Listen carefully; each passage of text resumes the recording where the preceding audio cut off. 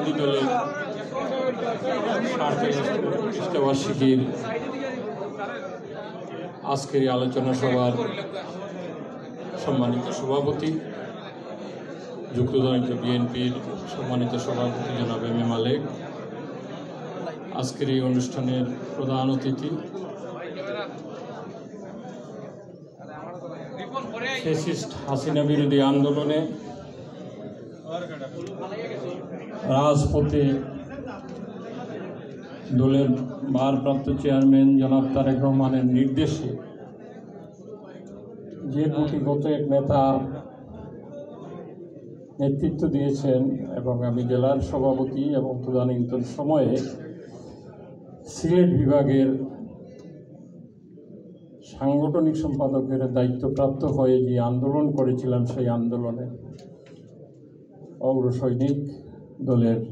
চেয়ারপারসনের অন্যতম উপদেষ্টা খন্দকার আব্দুল মুক্তাদির, অনুষ্ঠানের প্রধান বক্তা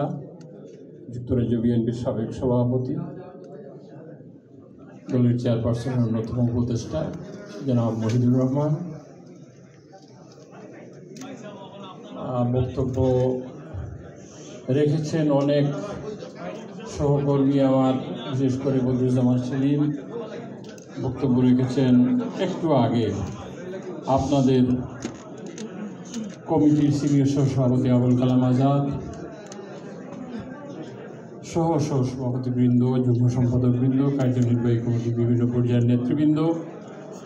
অঙ্গ ও সহযোগী সংগঠনের নেতৃবৃন্দ, সকলকে আমি সিলেট জেলা বিএনপির পক্ষ থেকে আজকের প্রতিষ্ঠাবার্ষিকীতে স্বাগত জানাচ্ছি। প্রিয় বন্ধুরা, প্রতিষ্ঠাবার্ষিকী আসলে স্বভাবতই বিএনপির প্রতিষ্ঠা সংক্রান্ত বিষয়ই সবাই আলোচনা করেন, যে আলোচনা ইতিপূর্বে আপনারা অনেকেই অনেক বক্তাই সেই কথাই বলছেন। আমি বিএনপির প্রতিষ্ঠাতা এবং প্রতিষ্ঠা লগ্ন থেকে এখনো পর্যন্ত কোনো আলোচনা যদি করি অনেক দীর্ঘ আলোচনা হতে পারে, কিন্তু আমি সময় বেশি নিব না, খুব সংক্ষিপ্ত আকারে আমার কথাগুলো শেষ করব। আমরা ৮০ দশকে জাতীয়তাবাদী ছাত্রদলের মধ্য দিয়ে আমাদের রাজনীতি শুরু। এই দীর্ঘ জার্নিতে বাংলাদেশ জাতীয়তাবাদী ছাত্রদলের নেতৃত্ব দেওয়ার সুযোগ হয়েছে, বাংলাদেশ জাতীয়তাবাদী যুব দলের বিভিন্ন পর্যায়ের নেতৃত্ব দেওয়ার সুযোগ হয়েছে। সেই সময়ে যাদেরকে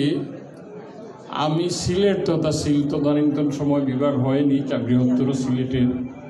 বা আজকের সিলেট বিভাগে যারা আমাদের সাথে রাজপথের সারথি হিসাবে ছিলেন, তারা সবই,